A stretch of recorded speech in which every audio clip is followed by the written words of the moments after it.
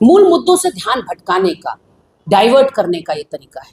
अगर उनको वंदे मातरम का ये अपमान दिखाई पड़ता है, जो कि है नहीं, तो फिर 52 सालों तक जो आरएसएस के मुख्यालय में नागपुर में राष्ट्रीय ध्वज नहीं फहराया गया, क्या वो अपमान की श्रेणी में नहीं आता? ये लाठियां डंडे जिस समय अंग्रेज सर फोड़ रहे थे हमारे पूर्वजों का, कांग्रेसियों का, उस वक्त भी वंदे मातरम को नहीं छोड़ा कांग्रेसियों ने। ये वंदे मातरम तो हमारे लोकतांत्रिक आजादी की एक विरासत है, और उस विरासत से हमारा जो रिश्ता है उसको हमको भाजपाइयों की प्रामाणिकता की जरूरत नहीं है, जिन्होंने अपना नाखून बराबर योगदान कभी भारत की स्वाधीनता की लड़ाई में नहीं दिया, जो हमेशा अंग्रेजों की मुखबिरी करते रहे, जो बयानवीर और माफी वीर साबित हुए, जिन्होंने राष्ट्रीय ध्वज को कभी नहीं अपनाया।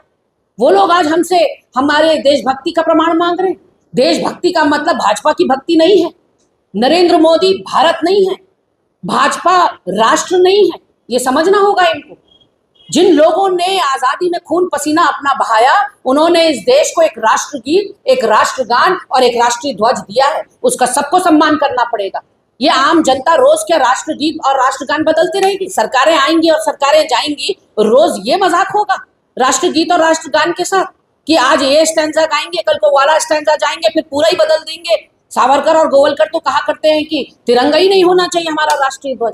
ये तो हम फिरंगी ताकतों से प्रोत्साहित होकर हमने ये ध्वज बनाया है, तो किस किस की सुनेगा ये देश? तो जनता को वहां की स्थिति में तो आपने पहुंचाया है। आप कुछ नया मील का पत्थर रखते ना, आप कुछ अपना ब्रेन चाइल्ड रखते, आधार हमारा, मनरेगा हमारा, भोजन का अधिकार हमारा, आरटीआई हमारा, आरटीई हमारा, सब कुछ तो हमारा ले लिया आपने। आपका अपना क्या है?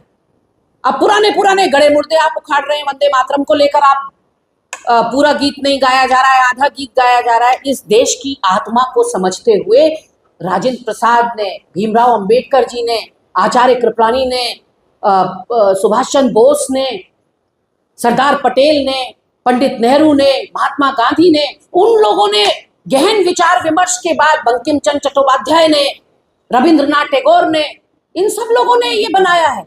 इन पर आप तुष्टीकरण का आरोप लगा रहे हैं क्या? इन सब जो लोगों की एक मिलीजुली ये सहमति थी कि वंदे मातरम में इस देश की आत्मा होनी चाहिए, और वो आत्मा है। 70 सालों से जिस वंदे मातरम को हमने गाया, वन फाइन डे हमसे कहा जा रहा है कि नहीं, वो वंदे मातरम आपने गलत गाया। यानी कि भाजपा के पास अपनी कोई नई सोच नहीं है क्या? किसी नई चीज को लेकर आओ। ये मजाक जो बना के रखा हुआ है देश के अंदर, अपना भी और हमारे इस सांझी विरासत का भी, वो बनाना बंद करो।